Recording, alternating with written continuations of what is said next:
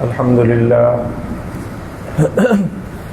الحمد لله نحمده ونستعينه ونستغفره ونؤمن به ونتوكل عليه ونشهد أن لا إله إلا الله وحده لا شريك له ونشهد أن سيدنا ومولانا محمدا عبده ورسوله صلى الله تعالى عليه وعلى آله وأصحابه وبارك وسلم تسليما كثيرا أما بعد فأعوذ بالله من الشيطان الرجيم بسم الله الرحمن الرحيم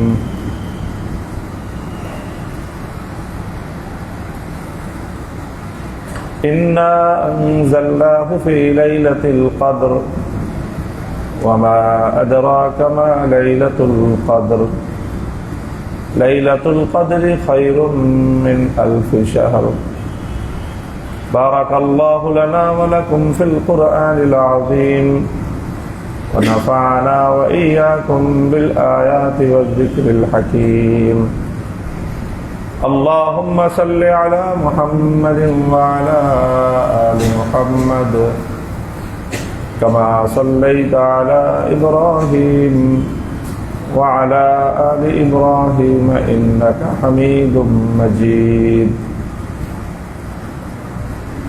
اللهم بارك على محمد وعلى آل محمد كما باركت على إبراهيم وعلى آل إبراهيم إنك حميد مجيد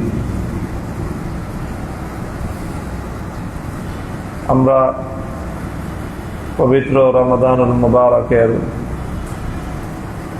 মধ্যভাগে এসে উপনীত হয়েছি। আল্লাহ রাব্বুল আলামিন আমাদেরকে হায়াতে রাখলে ইনশাআল্লাহ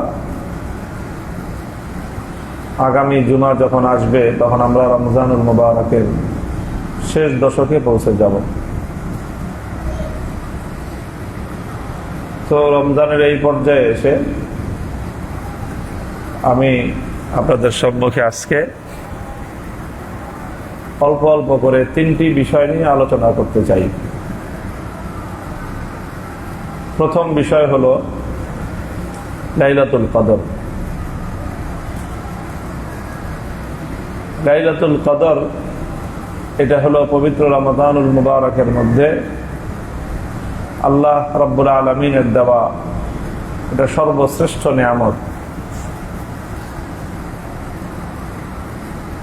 রমাদানের মধ্যে আল্লাহ পাক রব্বুল আলামিন ঈমানদারদের জন্য যে সকল নিয়ামত রাজি, যে সকল ফজিলতের দ্বারা আল্লাহ রমজানকে বিন্যস্ত করেছেন তার কেন্দ্রীয় জায়গাটাই হলো লাইলাতুল কদর। লাইলাতুল কদরটা হলো অনেকটা এমন যেমন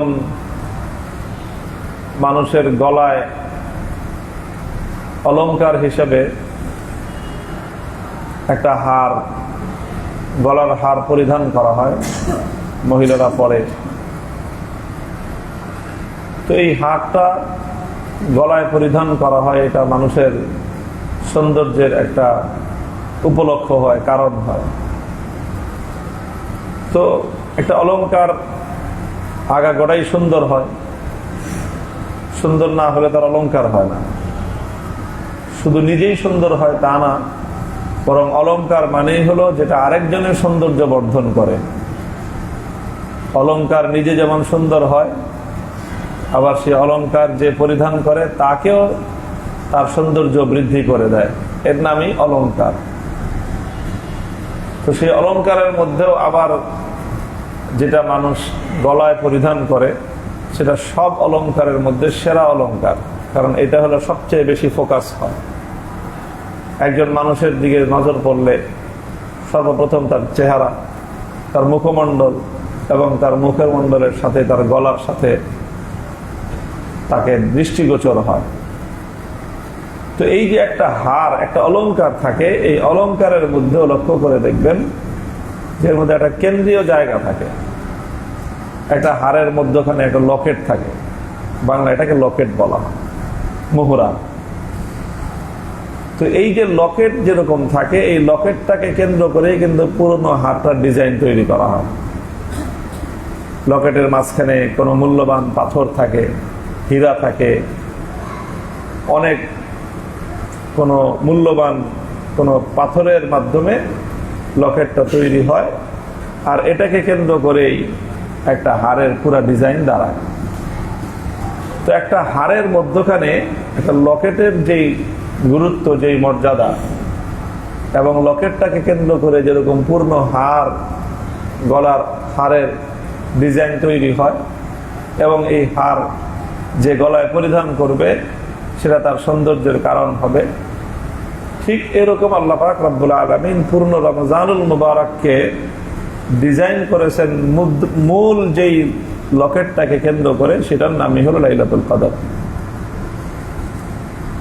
লাইলাতুল কদরকে কেন্দ্র করে রমজানুল মুবারকের এই সৌন্দর্য, রমজানুল মুবারকের শ্রেষ্ঠত্ব, এর ফজিলত এবং এর বৈশিষ্ট্য আল্লাহর পক্ষ থেকে ডিজাইন করা হয়েছে। এই জন্য আমরা যারা রমজানুল মুবারক আসার পর আলহামদুলিল্লাহ নেক কাজের প্রতি বেশি যত্নশীল হয়েছি, রমজানের ফজিলত হাসিল করার জন্য আমরা সচেষ্ট হয়েছি, আমাদের এই বিষয়টা বোঝা উচিত এবং খেয়াল রাখা উচিত যে আমার রমজানের মূল ফোকাস এবং মূল যে আকর্ষণ সেটা কিন্তু লাইলাতুল কদরের মধ্যে রয়ে গেছে। কাজে এই লাইলাতুল কদরটা যেন কোনোভাবেই আমাদের হাতছাড়া না হয়, এই ব্যাপারে যেন আমরা গাফলতি না করি, অবহেলা না করি, সেই ব্যাপারে আমাদের সোচ্চার এবং সচেষ্ট থাকা চাই। লাইলাতুল কদর সম্পর্কে কয়েকটা তথ্যই কোরআন এবং হাদিসের মধ্যে পাওয়া যায়।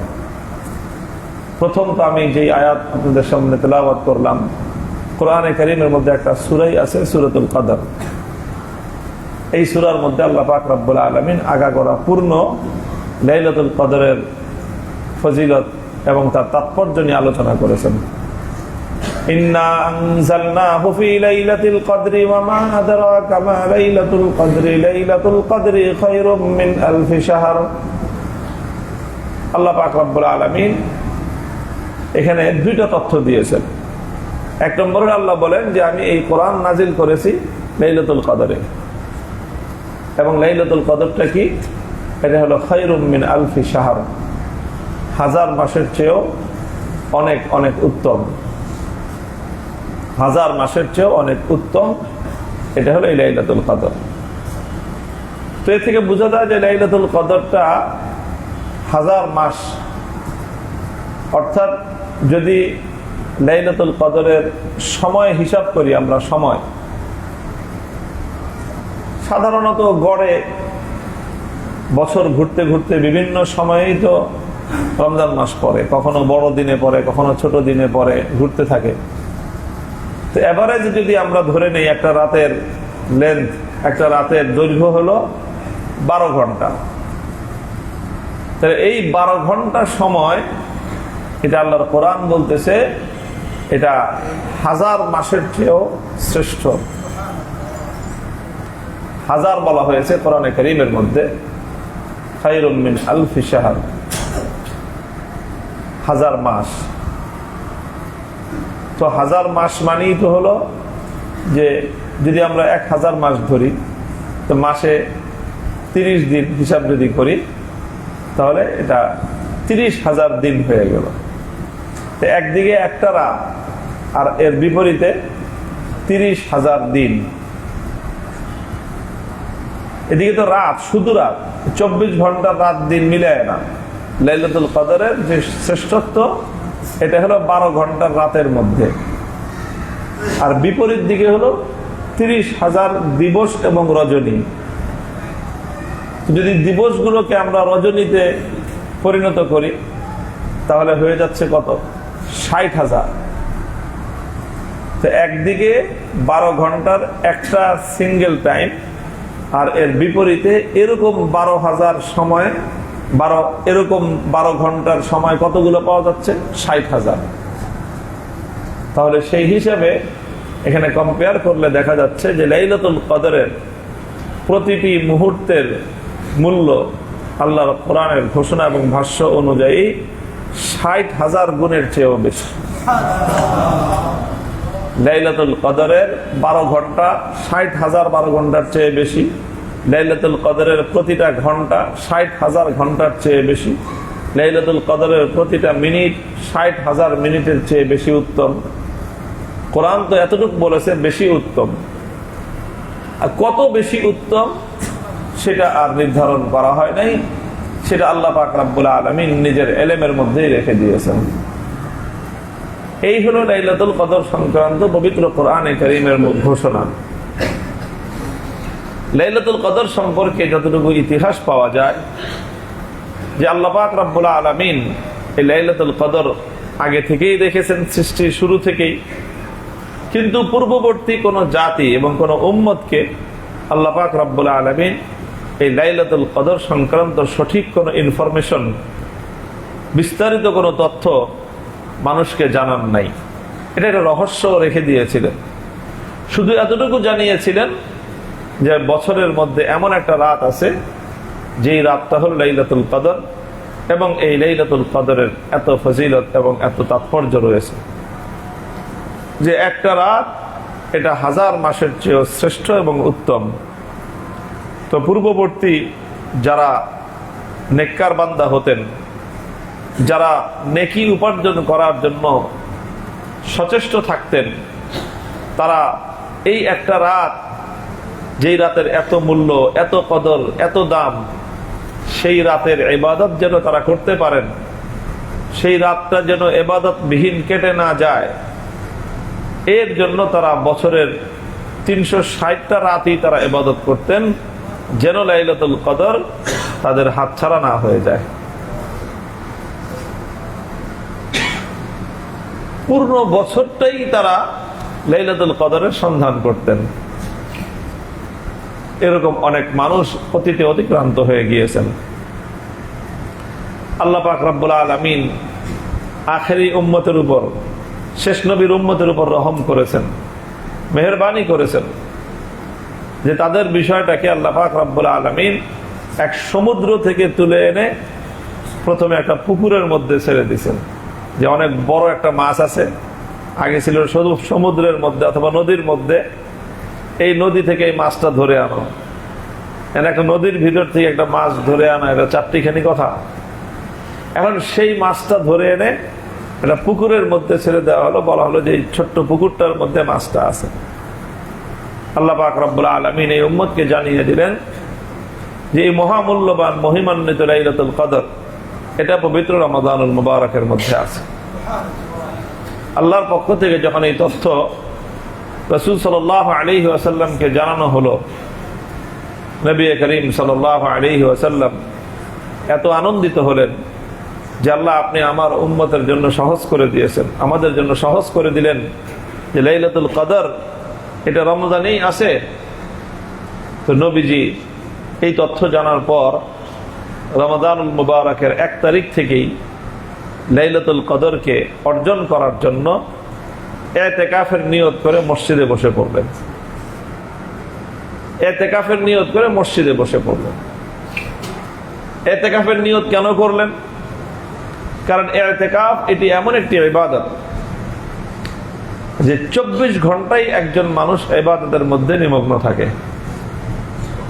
কারণ ইতিকাফ মানেই হলো মসজিদে অবস্থান করা, নিয়তে, আল্লাহর সন্তুষ্টির নিয়তে মসজিদে অবস্থান করা, এটাই হলো ইবাদত।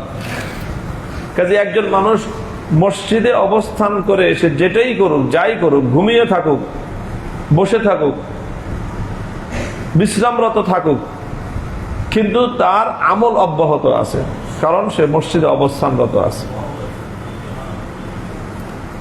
যদি সে মসজিদের থেকে এমন কোন অন্যায় কাজ না করে যেটার দ্বারা মসজিদের সম্মান ক্ষুণ্ণ হয়, মর্যাদা নষ্ট হয়, পাপ কাজ হয়, এমন কোনো কাজ যদি কোনো ব্যক্তি না করে, তাহলে যতক্ষণ পর্যন্ত ইতিকাফের নিয়তে একজন মানুষ মসজিদে অবস্থান করতে থাকবে, সে ঘুমাইতে থাকলেও তার আমল নামার লিপিবদ্ধকারী ফেরেশতা কিন্তু তার আমল নামা অব্যাহতভাবেই আমল লিখে চলেছে। তো রাসূল সাল্লাল্লাহু আলাইহি ওয়াসাল্লাম এই জন্য লাইলাতুল কদরের পূর্ণ সময়টা যেন ইবাদতের মধ্যে কাটে, এই জন্য তিনি ইতিকাফের নিয়ত করলেন। কারণ ইতিকাফ এমন একটা আমল যে 24 ঘন্টার প্রতিটা মোমেন্ট, প্রতিটা মুহূর্তই ইবাদতের মধ্যে অতিক্রান্ত হয়ে যায়। তো নবী করিম সাল্লাল্লাহু আলাইহি ওয়াসাল্লাম এই ইতিকাফের নিয়ত করে মসজিদে বসে পড়লেন। 10 দিন যখন গেল, প্রথম দশক, জিবরিল আলাইহিস সালাতু ওয়াস সালাম নবীজিকে ইনফর্ম করলেন, আল্লাযী তাতলুবু আমামাকা, নবীজি আপনি যেই লাইলাতুল কদরের সন্ধানে ইতিকাফের নিয়ত করেছেন সেটা এখনো যায় নাই, সামনে আছে। রাসূল সাল্লাল্লাহু আলাইহি ওয়াসাল্লাম আরো 10 দিনের এক্সটেনশন করলেন ইতিকাফ। দ্বিতীয় দশক অতিক্রান্ত হওয়ার সময় জিবরিল আমিন এসে ইনফর্ম করলেন যে ইয়া রাসূলুল্লাহ, যেই লাইলাতুল কদরের সন্ধানে আপনি ইতিকাফ করছেন সেটা কিন্তু এখনো যায় নাই, সেটা সামনে আছে। তখন নবীজি নিজের ইতিকাফকে এক্সটেনশন করে তৃতীয় দশক পর্যন্ত ইতিকাফ করলেন এবং পূর্ণ 1 মাস ইতিকাফ করলেন একটা রাত লাইলাতুল কদরের সন্ধান করতে গিয়ে। এরপরে চূড়ান্ত ভাবে তো প্রথমে জানানো হলো যে লাইলাতুল কদরটা রমজান মাসে আছে, এরপরে এই প্রক্রিয়ার মাধ্যমে জানানো হলো লাইলাতুল কদরটা শেষ দশকে আছে, শেষ দশকের মধ্যেই লাইলাতুল কদর থাকে। এরপরে আরো কিছু তথ্য আল্লাহর পক্ষ থেকে আল্লাহর নবীজিকে ওহীর মাধ্যমে জানানো হলো যে লাইলাতুল কদর শেষ দশকের মধ্যেও আরো সংক্ষিপ্ত করে আনা হয়েছে যে লাইলাতুল কদর শেষ দশকের বেজোর রজনীগুলোর মধ্যে আছে। ফি সাবিআতিন তাবকা ওয়া ফি তাসিআতিন তাবকা ওয়া ফি খামিসাতিন তাবকা, এইরকম ভাবে লাইলাতুল কদর শেষ দশকের যে বেজোর রাতগুলো, সেই বেজোর রাতগুলোর মধ্যেই আছে। 1 বছর আল্লাহর পক্ষ থেকে নবীজিকে এই তথ্য জানিয়ে দেওয়া হয়েছিল ওহীর মাধ্যমে যে ওই বছর লাইলাতুল কদরটা সুনির্দিষ্ট কোন রাতে, এই বেজোর যে 5টা রাত হয় শেষ দশকে, এই 5 রাতের কোন রাতটা লাইলাতুল কদরের, সেটাও আল্লাহর পক্ষ থেকে নবীজিকে নিশ্চিত তথ্য দেওয়া হয়েছিল। নবীজি সেই তথ্য সাহাবীদের কাছে জানানোর জন্য তিনি ঘর থেকে বের হয়েছিলেন। পথিমধ্যে 2 জন ব্যক্তিকে দেখলেন যে তারা ঝগড়া বিবাদ করছে। আল্লাহর নবী তখন তাদের বিবাদ মীমাংসার জন্য, ঝগড়া মিটানোর জন্য তাদের কাছে গেলেন। এই ঝগড়া মিটাইতে মিটাইতে নবীজির মেমোরি থেকে, নবীজির স্মৃতি থেকে আল্লাহ পাক রব্বুল আলামিন সেই লাইলাতুল কদরের সুনির্দিষ্ট সেই রাতের তথ্যটা আল্লাহ ডিলিট করে দিলেন। নবীজির মেমোরি থেকে আল্লাহ সেই তথ্যটাকে ডিলিট করে দিলেন, মুছে ফেললেন। নবী করিম সাল্লাল্লাহু আলাইহি সাল্লাম তখন বললেন যে আমি তো আল্লাহর পক্ষ থেকে জেনেছিলাম যে এই বছর লাইলাতুল কদরটা কোন রাতে হবে, কিন্তু আমি সেটা মনে রাখতে পারি নাই। তো হতে পারে আল্লাহ পাক রব্বুল আলামিন এর মধ্যেই আমার উম্মতের জন্য কল্যাণ এবং মঙ্গল নিহিত রেখেছেন। তো যার কারণে আর সুনির্দিষ্ট ভাবে 21, 23, 25, 27 এবং 29তম যেই রাত, এই 5টি রাতের মধ্যে কোন রাত লাইলাতুল কদর হয় এটা আর সুনির্দিষ্টভাবে জানানো হয়নি, জানা যায়নি। তবে এই 5 রাতের মধ্যেই লাইলাতুল কদর, এটা অনেকটাই নিশ্চিতভাবে বলা যায়। তো এই যে লাইলাতুল কদরের যে 5টি সম্ভাব্য রাত, এবং অধিকাংশ ইসলামিক স্কলার এবং আলেমদের মতামত হলো যে লাইলাতুল কদর এই 5 রাতের মধ্যে এটা ঘূর্ণায়মান থাকে। স্থিতিশীল না, এটা এক এক বছর এক এক রাতে লাইলাতুল কদর হয়। এটা আল্লাহ পাক রব্বুল আলামিন কোন বছর কোন রাতটাকে লাইলাতুল কদর বানাবেন সেটা আল্লাহ পাক রব্বুল আলামিনের ইলমের মধ্যেই রয়েছে।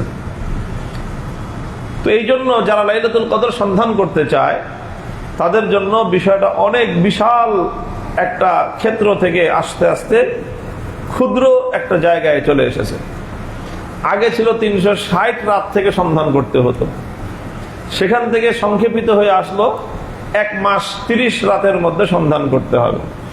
সেখান থেকে আরো সংক্ষেপ হয়ে আসলো শেষ দশক 10 দিনের মধ্যে সন্ধান করতে হবে। তারপর সেখান থেকে আরো সংক্ষিপ্ত করে 5টা রাতের মধ্যে লাইলাতুল কদরকে যদি কেউ সন্ধান করে এবং 5টা রাত যদি কেউ ইবাদতের মধ্যে অতিক্রম করতে পারে তাহলে নিশ্চিতভাবেই সেই লাইলাতুল কদরকে ইবাদতের মাধ্যমে উদযাপন করতে পারলো বলে ধরে নেওয়া যায়।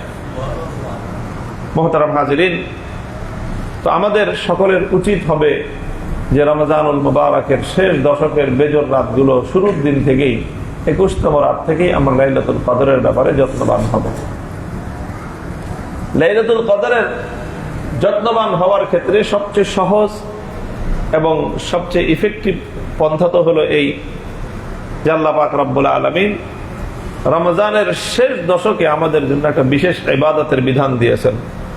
এটা রাসূল সাল্লাল্লাহু আলাইহি ওয়াসাল্লাম প্রতি বছর পালন করতেন। সেই বিধানটা হলো ইতিকাফ। রমজানের শেষ দশকে ইতিকাফ করা, এটা সুন্নতে মুআক্কাদা।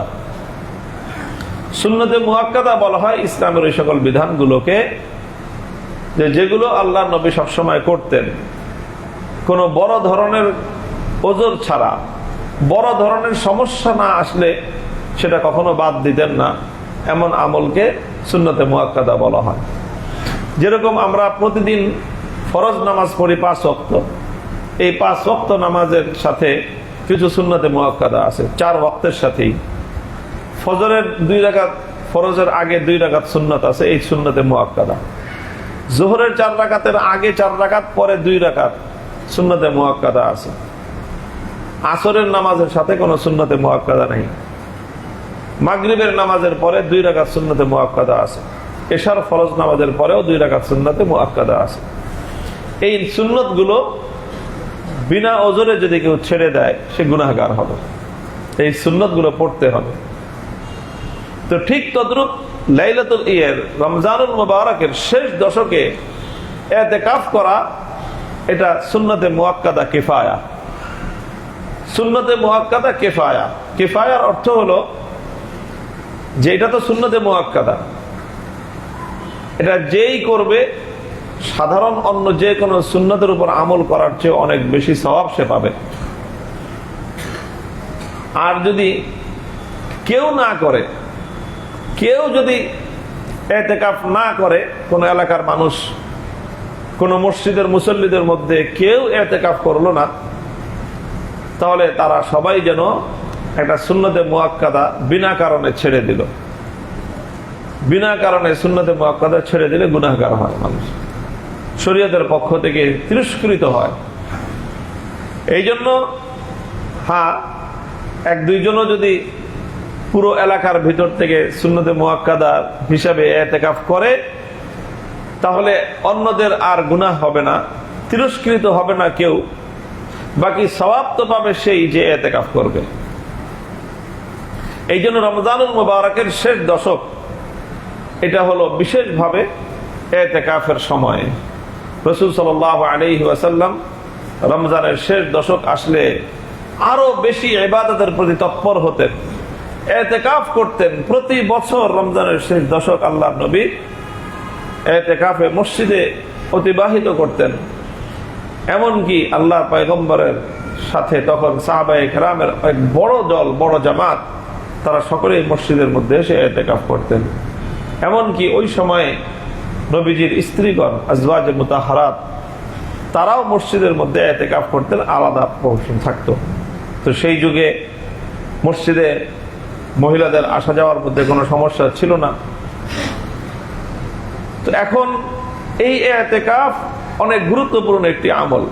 একদিকে এটি সুন্নতে মুআক্কাদা, দ্বিতীয় দিকে হলো যে রমজানুল মুবারকের সবচেয়ে গুরুত্বপূর্ণ যে সময়, আল্লাহ পাক রব্বুল আলামিন রমাদানুল মুবারক উপলক্ষে প্রতি বছর বহু মানুষকে জাহান্নাম থেকে মুক্তির ঘোষণা দিয়ে থাকেন। প্রতি রমজান উপলক্ষে অনেক মানুষের নাম, যাদের নাম আগে জাহান্নামের তালিকার মধ্যে লিপিবদ্ধ ছিল, তাদের নাম সেখান থেকে কেটে আল্লাহ তাদের ব্যাপারে মুক্তির ঘোষণা দিয়ে দেন।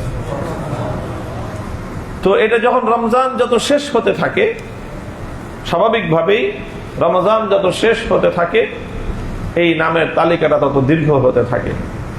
তো আল্লাহ পাক রব্বুল আলামিন রমজান উপলক্ষে জাহান্নাম থেকে নাজাত প্রাপ্তদের, মুক্তি প্রাপ্তদের তালিকা প্রণয়ন করেন।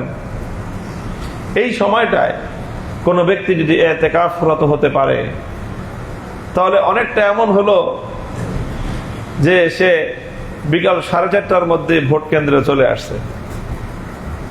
এখন 4:30টার মধ্যে সে ভোট দিতে পারুক আর না পারুক, কেন্দ্রের মধ্যে ঢুকে গেলে তার আশা করা যায় যে তার ভোটটা কাউন্ট করতেই হবে, ভিড় যতই থাকুক, লাইন যত লম্বাই থাকুক।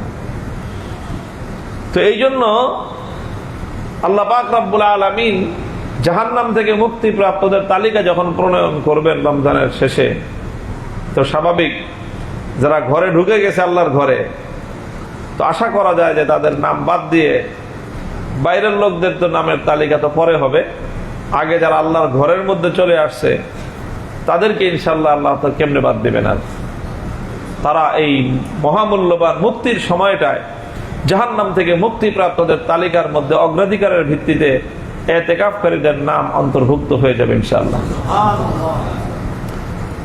এই জন্য দুইটা কারণে এই ইতিকাফের প্রতি আমাদের মনোযোগী হওয়া উচিত। প্রথম তো হলো, যে ব্যক্তি রমজানুল মুবারকের শেষ দশকে ইতিকাফ করবে সে নিশ্চিতভাবেই লাইলাতুল কদরের পরিপূর্ণ ফজিলত এবং বরকত সে হাসিল করতে পারলো। কারণ লাইলাতুল কদরের একটা মুহূর্ত তার ইবাদতের বাইরে কাটবে না, কারণ সে তো ইতিকাফরত আছে। এক নম্বর। দ্বিতীয় নম্বর হলো যে রমাদান উপলক্ষে আল্লাহ পাক রব্বুল আলামিনের পক্ষ থেকে মুক্তি প্রাপ্তদের তালিকা হবে। আশা করা যায় কেউ যদি আল্লাহর ঘরের মধ্যে ঢুকে যায় তো আল্লাহ তাদেরকে বাদ দিয়ে অন্যদের নাম আগে তালিকা করবেন না, এটা আশা করা যায়। কাজে এই জন্য যারা ইতিকাফরত হবে তারা আল্লাহর পক্ষ থেকে এই মহিমান্বিত বরকত এবং মুক্তি প্রাপ্তির এই সওগাত তারা অর্জন করতে পারবে বলে আশা করা যায়। তো এই জন্য আমাদের ইতিকাফের প্রতি মনোনিবেশ করা দরকার, একান্তে কিছু সময় আল্লাহর জন্য কাটানো দরকার। দুনিয়ার যাবতীয় সম্পর্ক ছিন্ন করে এসে আল্লাহর ঘরে শুধু আল্লাহর সাথে সম্পর্ক করার জন্য রমাদানুল মুবারকের 9টা দিন অথবা 10টা দিন, এটাও যদি আমরা দেওয়ার ক্ষেত্রে আমাদেরকে প্রস্তুত করতে না পারি, উৎসাহিত করতে না পারি, তাহলে এটা আমাদের জন্য বড়ই দুর্ভাগ্যের বিষয় হয়ে যাবে। এটা আমাদের জন্য আল্লাহর দিকে অগ্রসর হওয়ার পথে আমরা যে খুব আগ্রহী এটা সাব্যস্ত হবে না। এই জন্য মুহতারাম হাজিরিন, এটা হলো আমার আলোচনার দ্বিতীয় পয়েন্ট, যে ইতিকাফ। রমজানুল মুবারকের শেষ দশকের গুরুত্বপূর্ণ বিধান হলো ইতিকাফ করা, ইতিকাফরত হওয়া। তো প্রত্যেকটা মসজিদেই, যেটা নামাজের মসজিদ, পাঞ্জাগার নামাজের মসজিদ, প্রতিটা মসজিদেই ইতিকাফ করা এলাকার মানুষের জন্য সুন্নতে মুআক্কাদা আলাল কিফায়া। যত বেশি মানুষ ইতিকাফ করবে তত ভালো। কমাস কম প্রত্যেক মসজিদে 1-2 জন তো ইতিকাফ করতেই হবে, আর না হলে এটা পুরা এলাকার মানুষের একটা দোষ, একটা ভুল, একটা তাদের তাদের একটা ত্রুটি হিসেবে এটা সাব্যস্ত হবে ইসলামী শরীয়তের নিকট। তো আমরা আশা করি যে ইনশাআল্লাহ এই ইতিকাফের মাধ্যমে আমাদের জীবনে অভূতপূর্ব একটা কল্যাণ নসিব হবে ইনশাআল্লাহ। আল্লাহর পক্ষ থেকে যখন রমজানুল মুবারকের যত শেষ হতে থাকে, খায়র বরকতের তুফান বইতে থাকে, আল্লাহর পক্ষ থেকে মানুষের জন্য নাজাতের একটা ব্যাপক আয়োজন চলতে থাকে, মানুষকে নেক এবং সওয়াব প্রদান করার একটা বিশাল আয়োজন চলতে থাকে, এই মোক্ষম সময়টায় ইবাদতের ভরা মৌসুমে, ইবাদতের মূল পর্বে যারা ইতিকাফ করতে পারবে, এটা বুঝাই যায় যে তারা যে অনেক বেশি নেকির দ্বারা, সওয়াবের দ্বারা নিজেদের জীবনকে যে সমৃদ্ধ করতে পারবে, এটা সন্দেহাতীত ভাবে বলা যায়। এই জন্য আমাদের দুর্ভাগ্য যে আমাদের একটা অবস্থা এমন হয়ে গেছে যে রমাদান শেষ হতে থাকে, আর আমাদের উচিত ছিল নবীজির ওই ঘোষণাটাকে বারবার স্মরণ করা।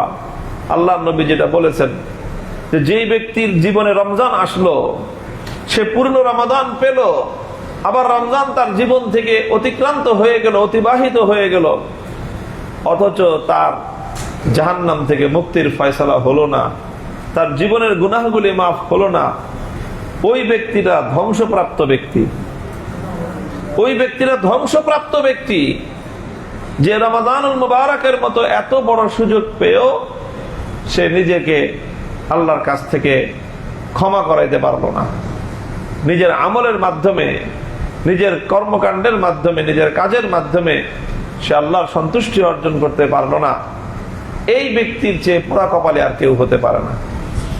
তো আমাদের ভাই, রমজান যত শেষ হতে থাকবে, আমাদের মধ্যে এই ভয়, এই আশঙ্কা, এই আবেগ আমাদের মধ্যে কাজ করা দরকার যে রমজান চলে যাচ্ছে, আমি জানি না যে আমার মাগফিরাতের ফয়সালা হলো কিনা, আল্লাহ আমাকে ক্ষমা করলেন কিনা।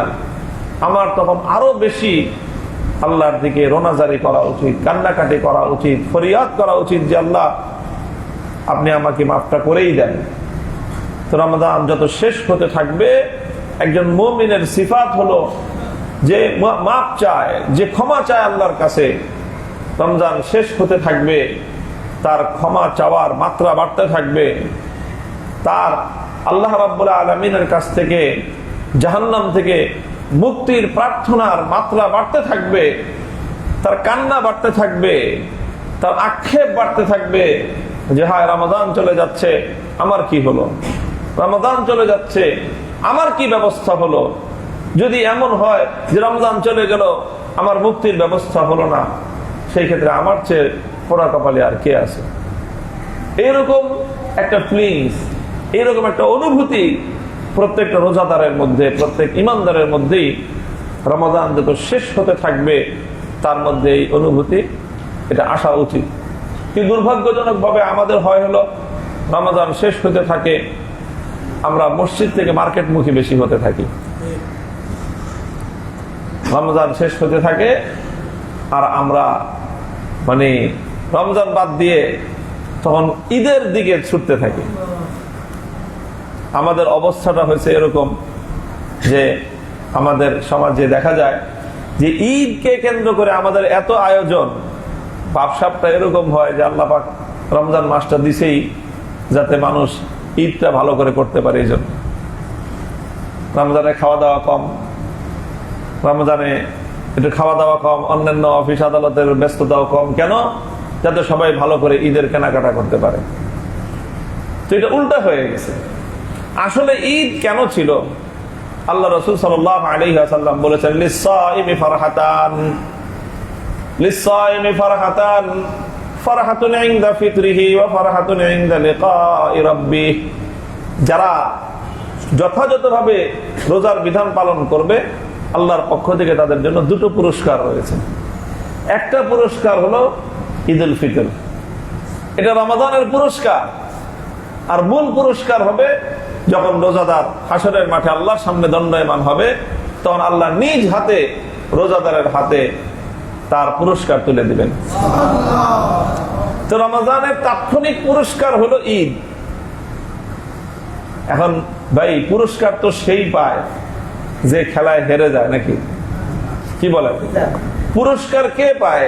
যে প্রতিযোগিতায় পরাজিত হয় সে। তাহলে পুরস্কার তো সে পায় যে প্রতিযোগিতায় বিজয়ী হয়, সে পুরস্কার পায়। কাজেই পুরস্কার বিতরণের অনুষ্ঠান তো তার জন্য আনন্দদায়ক যে বিজয়ী হয়, আর যে পরাজিত হয়, পুরস্কার বিতরণের অনুষ্ঠান তার জীবনে কতটুকু আনন্দ আনে, তার দেখতে কান্দা আসে, আরো তার তো আফসোস হয়, তার তো আনন্দ না। আনন্দ তো তার জন্য যে বিজয়ী হয়। তো ভাই ঈদ তো তার জন্য যে রমজানুল মুবারকে রোজার মাধ্যমে বিজয়ী হয়েছে। বিজয়ী কে হয়েছে? যে জাহান্নাম থেকে মুক্তির ফয়সালা যার কপালে এসেছে। তো এটা তো ছিল মূল থিমটা, আমরা এটাকে উল্টায় দিছি। আসলে ছিল ঈদটা ছিল রমজানে যে ব্যক্তি ভালো করে আমল করে সে আল্লাহর সন্তুষ্টি অর্জন করতে পারলো, এখন সে রমজানের সফল কাম হয়েছে আল্লাহর পক্ষ থেকে ঈদের উপহার, ঈদের পুরস্কার। কিন্তু আমরা বানায় দিছি রমজানটা হলো ঈদের প্রস্তুতির জন্য, যে খাওয়া দাওয়া না করে সারা দিন রাত শুধুমাত্র শপিং করবা, কেনাকাটা করবা, এই হলো তোমার রমজান। আল্লাহ আমাদেরকে রক্ষা করেন।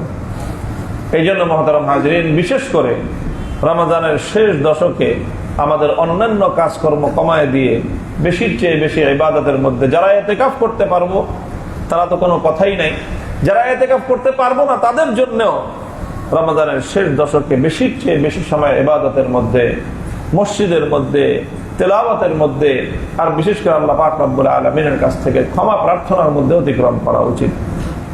কেনাকাটা যদি কিছু করতে হয়, ঈদ যেহেতু আসবে, ঈদেরও কিছু কেনাকাটা আছে, সেটা আরো আগেই সেরে ফেলা উচিত। শেষ দশকের জন্য কেনাকাটা না রাখা চাই।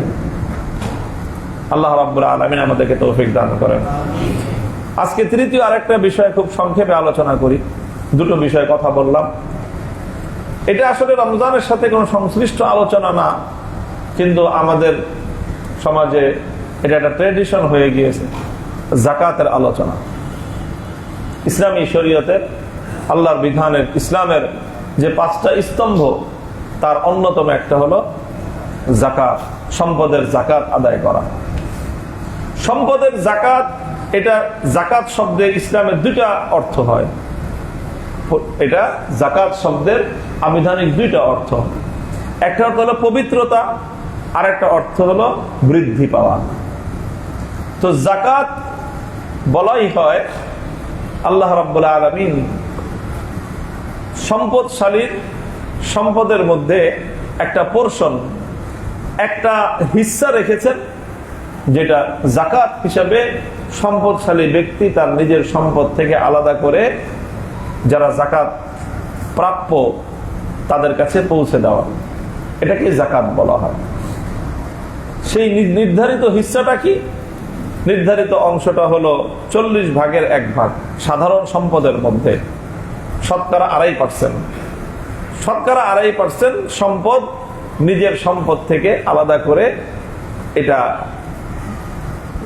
গরিবের হক, এটা গরিবের সম্পদ। ধনীর সম্পদের মধ্যে গরিবের হিস্সা হলো শতকরা 2.5%। এটাকে যাকাত এই জন্য বলা হয় যে এই সম্পদটা যদি কোনো ব্যক্তি নিজের মূল সম্পদ থেকে আলাদা করে দেয়, তাহলে তার অবশিষ্ট 97.5% সম্পদ, 97.7 অর্থাৎ 97.5% যে সম্পদ তার থাকতেছে, অবশিষ্ট সম্পদটা পবিত্র হয়ে যাবে। এই জন্য যাকাতকে যাকাত বলা হয়, যে এটা পবিত্রতার কারণ, যে তোমার অবশিষ্ট যে সম্পদটা থাকবে এটা পিওর থাকবে। যদি তুমি 2.5% সম্পদ তোমার সম্পদ থেকে তুমি যাকাত হিসেবে বের করে দাও, তাহলে অবশিষ্ট সম্পদটুকু তোমার এটা একেবারে পিওর এবং এটা খাঁটি থাকবে। এবং শুধু এটা পিওর এবং শুধু এটা পবিত্র হবে তাই নয়, যাকাতের দ্বিতীয় অর্থ হলো এটা বৃদ্ধি পাওয়া। ওয়ামা আতাইতুম মিন যাকাতিন তুরিদুনা ওয়াজহাল্লাহি ফাউলাইকা হুমুল মুযইফুন। এই 2.5% সম্পদ যে ব্যক্তি নিজের মূল সম্পদ থেকে আলাদা করে দিবে যাকাত হিসাবে, মানুষের স্বাভাবিক চোখে দেখা যাবে যে সম্পদটা কমে গেল, 2.5% কমে গেল, শতকরা 2.5 টাকা কমে গেল। কিন্তু আল্লাহর কোরআন বলতেছে, তুমি যদি আল্লাহকে সন্তুষ্ট করার জন্য এই 2.5 টাকা তোমার 100 টাকা থেকে আলাদা করে দাও, বাহ্যিক চোখে দেখা যাবে যে 2.5 টাকা কমে গেল, কিন্তু আল্লাহর কোরআন ঘোষণা করেছে যে এই 2.5 টাকা কমে গেলেও আল্লাহ পাক রব্বুল আলামিন তোমার অবশিষ্ট টাকার মধ্যে 1000 টাকার বরকত দিয়ে দিবেন। তোমার সম্পদ বাড়বে, সম্পদ কমবে না। তাহলে যাকাতের দ্বারা 2টা জিনিস হয়। একটা হলো অবশিষ্ট সম্পদ, এটার পিউরিফিকেশন সিস্টেম হলো যাকাত দেওয়া। আমরা যে পানি পান করি, দেখা যায় যে অনেকে ফিল্টারিং করে পানিটা পান করি। এখন তো নানা রকম সিস্টেম আছে যে লাইন থেকে লাইন লাগা দেওয়া হয়, এটা ফিল্টারিং হয়ে তারপরে কল দিয়ে পানি পড়ে। আর ফিল্টারিং হয়ে কিছু নষ্ট পানি আরেকটা পাইপ দিয়ে পড়ে যায়। এখন যেটুকু ফিল্টারিং হয়ে নষ্টটা, যেটা দূষিত যে পানিটুকু পড়ে যাচ্ছে, সেটা যদি মূল পানি থেকে বের না হতো, না পড়তো, তাহলে অবশিষ্ট পানিটুকু পিওর হতো না। ঠিক তদ্রুপ আমার কাছে যা কিছু সম্পদ আল্লাহ পাক দিয়েছেন, এই সবটা সম্পদ যদি আমি ভোগ করি, তাহলে এটা ওই জার্ম এবং আবর্জনা মুক্ত সম্পদটা আমি ভোগ করলাম। যদি আমি 2.5% আলাদা করে দেই, তাহলে আমার সম্পদ থেকে সেই দূষিত জার্মগুলো বের হয়ে গেল, অবশিষ্ট 97.5% আমার যেটা থেকে গেল, সেটা পূর্ণ পবিত্র এবং পরিপূর্ণ বরকতময় কল্যাণময় সম্পদ আমার জীবনে থেকে গেল। এই জন্য যাকাত এটা পবিত্রতার কারণ, যাকাত এটা হলো বরকতের মাধ্যম।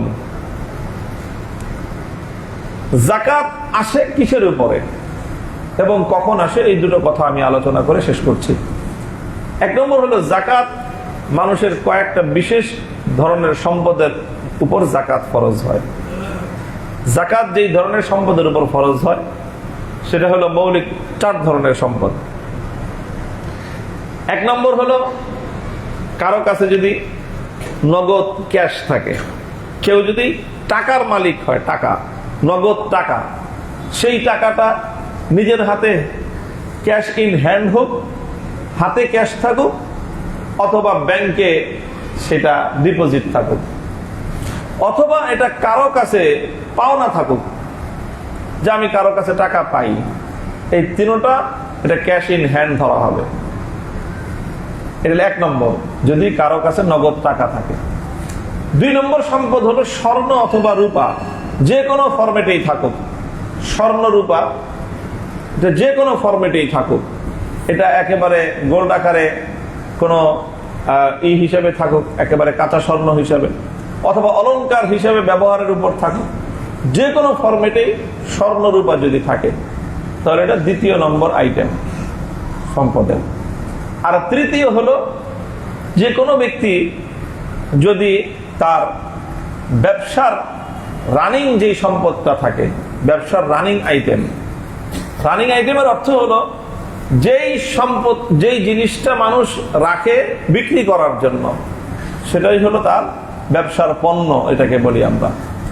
অর্থাৎ যে ব্যক্তি যেই ব্যবসা করে, যেই পণ্যের ব্যবসা করে, যেমন কেউ যদি কাপড়ের ব্যবসা করে, তাহলে তার কাপড়টা, কেউ যদি বইয়ের ব্যবসা করে, বুক হাউস, তাহলে বইপত্র, কেউ স্টেশনারির আইটেম, তার ওইটাই, কেউ মুদি দোকান আছে, তার মুদির আইটেম, কেউ ল্যান্ড প্রপার্টিজ আছে তার, অর্থাৎ সে জায়গা জমি বেচা কিনি করে, জমি কিনে বেচার উদ্দেশ্যে, তাহলে তার জমিটা, কেউ ফ্ল্যাট কিনে অথবা ফ্ল্যাট বানায় বিক্রি করার উদ্দেশ্যে, তাহলে তার এই ফ্ল্যাটটা, অর্থাৎ যেটাই একজন মানুষ ব্যবসার পণ্য হিসেবে সংরক্ষণ করে, যেটা সে নিজের মালিকানায় রাখবে না, তার উদ্দেশ্যই হলো এটা বিক্রি করে দেওয়া, তাহলে এই সবটা এটার মূল্য ক্যালকুলেট করা হবে। নগদ টাকা কত আছে হাতে, অথবা ব্যাংকে, অথবা মানুষের কাছে পাওনা আছে, অথবা স্বর্ণ রূপা একজন মানুষের কাছে কি পরিমাণ আছে। আর 3 নম্বর হলো যে যারা ব্যবসায়ী, তাদের ব্যবসার পণ্য কি আছে। ব্যবসার মধ্যে অনেকের থাকে শোরুম থাকে, শোরুমের মধ্যে আপনার ডেকোরেশন থাকে, এই ডেকোরেশনটা তার বিক্রি করা হবে না, বিক্রি করা হবে এই আলমারির মধ্যে বা শোকেসের মধ্যে রাখা পণ্যটা বিক্রি হবে, পণ্যের মূল্যটা হিসাবের মধ্যে আসবে, ব্যবসার যে দোকান আছে যেটা, এই দোকানটা হিসাবের মধ্যে আসবে না। তবে হ্যাঁ, যারা হাউজিং ব্যবসা করে অথবা ফ্ল্যাট বিজনেস যারা করে, তাদের জমি এবং তাদের ফ্ল্যাটটা হিসাবের মধ্যে আসবে। আর যারা এমনিতেই ফ্ল্যাট কিনে রাখছে, ভাড়া দেয়, জায়গা কিনে রাখছে যে এটা থাক, এটা আপাতত বেচা বিক্রি করার কোনো ইচ্ছা তার নাই, তাহলে এই জমি এবং এই বাড়ি এটা জাকাতের হিসাবের মধ্যে গণ্য হবে না। তো এই জাতীয় তিনটা পণ্য, নগদ টাকা, স্বর্ণ রূপা আর হলো ব্যবসার পণ্য, এটা একজন ব্যক্তির মালিকানায় যখন থাকে কতদিন থাকতে হবে এটার একটা ছোট্ট হিসাব আছে। এটা নিয়ে আমাদের অনেকের মধ্যেই এক ধরনের বিভ্রান্তিও তৈরি হয় সঠিক মাসলা না বুঝার কারণে। সেটা হলো যে একজন মানুষ জীবনে প্রথমবারের মতো যখন একটা নির্দিষ্ট অ্যামাউন্টের মালিক হবে, এই তিন আইটেম থেকে, নগদ টাকা, স্বর্ণ রূপা অথবা ব্যবসার পণ্য, এই তিন আইটেম মিলায়ে কোনো ব্যক্তি যদি নেশাবের মালিক হয়ে যায়। নেশাব কি জিনিস? নেশাব হলো একটা নির্দিষ্ট পরিমাণ। শরীয়তের মধ্যে নেশাবের দুইটা মানদণ্ড দেওয়া হয়েছে।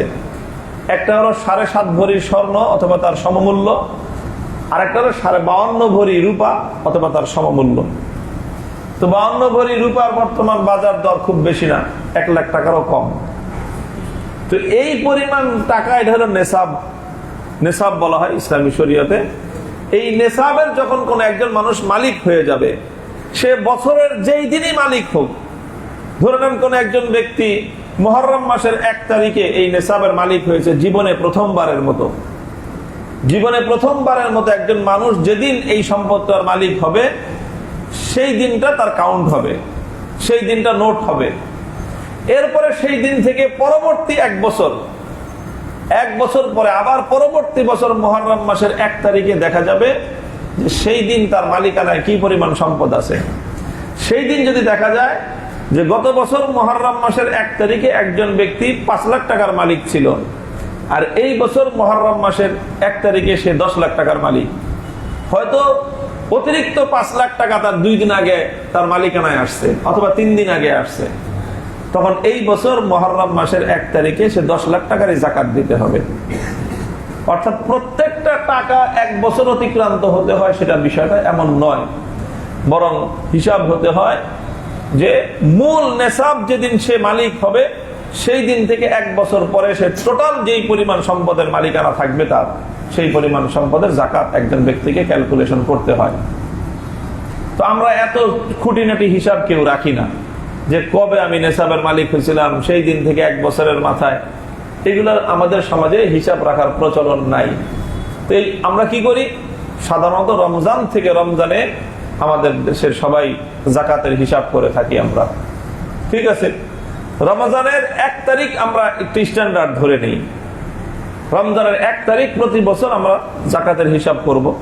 তো সেই হিসাবে এবছর রমজানের 1 তারিখে আমাদের প্রত্যেকের বাসা বাড়ি সহ, মহিলাদের সহ, আমাদের যার যারটা তার হিসাব করতে হবে। মহিলারটা মহিলা নিজেরটা নিজে হিসাব হবে, তারটা পুরুষেরটা আলাদা হিসাব হবে। যার মালিকানাধীন যতটুকু সম্পদ, সেটা তার অ্যামাউন্টে, তার মালিকানায় হিসাব হবে যে আমার কি পরিমাণ নগদ টাকা আছে, কি পরিমাণ ব্যাংকে আছে, কি পরিমাণ স্বর্ণ আছে, এবং কি পরিমাণ রূপা আছে, আর কি পরিমাণ আমার ব্যবসার পণ্য আছে। এই তিনটা যোগ হবে। এই যোগের মধ্যে একটা বিষয় আছে, ঋণের যে বিষয়টা থাকে, ঋণ আমরা অনেক সময় নিজে যেরকম আরেকজনের কাছে কিছু ঋণ পাওনা আছি, আবার অনেকে আরেকজনের কাছে দেনা থাকে, ঋণই থাকে। ঋণ যেটা থাকবে, এই দোনোটাই প্লাস মাইনাস হবে হিসাবের মধ্যে। অর্থাৎ যে ব্যক্তি আরেকজনের কাছে যেই পরিমাণ টাকা পাওনা আছে, সেই পাওনা পুরাটাই প্লাস হবে, আর যে আরেকজনের কাছে দেনা আছে, এই দেনা টাকা পূর্ণটাই মাইনাস হবে হিসাবের মধ্যে। হিসাবের মধ্যে ঋণটা প্লাস এবং মাইনাস হবে। এখন অনেকে বলতে পারি যে টাকা তো আরেকজনের কাছে পাই, কিন্তু সে দিবে কি দিবে না, এটাই তো ঠিক নাই। অনেক তো দেয় না টাকা, পাওনা টাকা অনেক সময় পাওয়া যায় না। তো আমি যাকাত দিচ্ছি, অথচ আসল টাকাই আমি পাবো না। এই জন্য ইসলামী শরীয়তে এটার অবকাশ আছে যে পাওনা টাকা একজন মানুষ যেটা পায়, সেটার যাকাতটা সে বিলম্ব করে দিতে পারে। অর্থাৎ যদি এই টাকাটা পাওয়ার ব্যাপারে তার সন্দেহ থাকে, সংশয় থাকে, যে টাকা পাই কি পাই না অনিশ্চিত, তাহলে এই মুহূর্তেই সেই পাওনা টাকার যাকাত পরিশোধ করে যাকাত আদায় করে দেওয়া জরুরি না। আপনি অপেক্ষা করতে পারেন, ঠিক আছে, যখন পাবেন তখন অতীতেরটা হিসাব করে যাকাত দিয়ে দিবেন, সেটাও কেউ করতে পারে।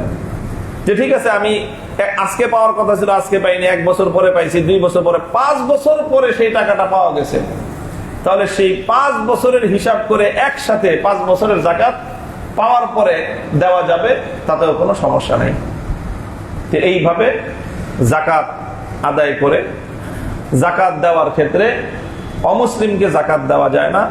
জাকাত এটা ইবাদত, এটা কোনো মুসলিম ব্যক্তিকেই দিতে হবে। নিজের বাবা মা, দাদা দাদি, নানা নানি, নিজের সন্তান সন্ততি, সন্তানের সন্তান, এদেরকে নিজের জাকাত তাদেরকে দেওয়া যায় না। অন্যান্য আত্মীয় স্বজন যারা এই পরিমাণ সম্পদের মালিক না, অর্থাৎ যারা ব্যক্তিগতভাবে নিজের প্রয়োজন এবং ঋণ ইত্যাদির বাইরে লাখখানিক টাকার নগদ ক্যাশ, স্বর্ণ রূপা অথবা ব্যবসার পণ্যের মালিক না, এমন ব্যক্তিকে দরিদ্র ব্যক্তি বলা হয়। এই দরিদ্রদের হক হলো এই জাকাত। আমরা সকলেই জাকাত দেওয়ার ক্ষেত্রে যত্নবান হব ইনশাআল্লাহ। রমজানুল মুবারক উপলক্ষে আমরা সবাই জাকাত দিয়ে থাকি এই জন্য, কারণ রমজানের যে কোনো ইবাদত করলে 70 গুণ বেশি সওয়াব হয়। এই অতিরিক্ত ফ্যাসিলিটি পাওয়ার জন্যই মানুষের মধ্যে রমজান মাসে জাকাত দেওয়ার একটা প্রবণতা, যে অন্য মাসে জাকাত দিলে 1 টাকার জাকাতের সওয়াব পাবো, আর রমজানে 1 টাকায় 70 টাকার জাকাতের সওয়াব পাবো। এই অতিরিক্ত নেকি এবং সওয়াব উপার্জন করার একটা বাসনা থেকেই আমরা সাধারণত রমজান মুবারকেই জাকাত আদায় করে থাকি।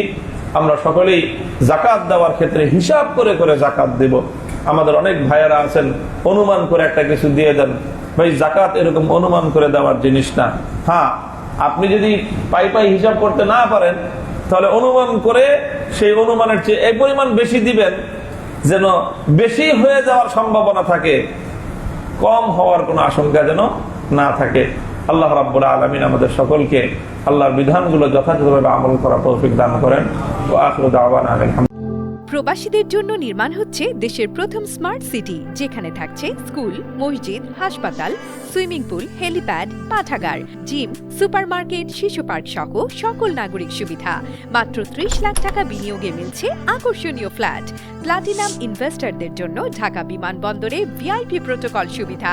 বিস্তারিত জানতে যোগাযোগ করুন স্ক্রিনে দেয়া হোয়াটসঅ্যাপ অথবা ইমো নাম্বারে।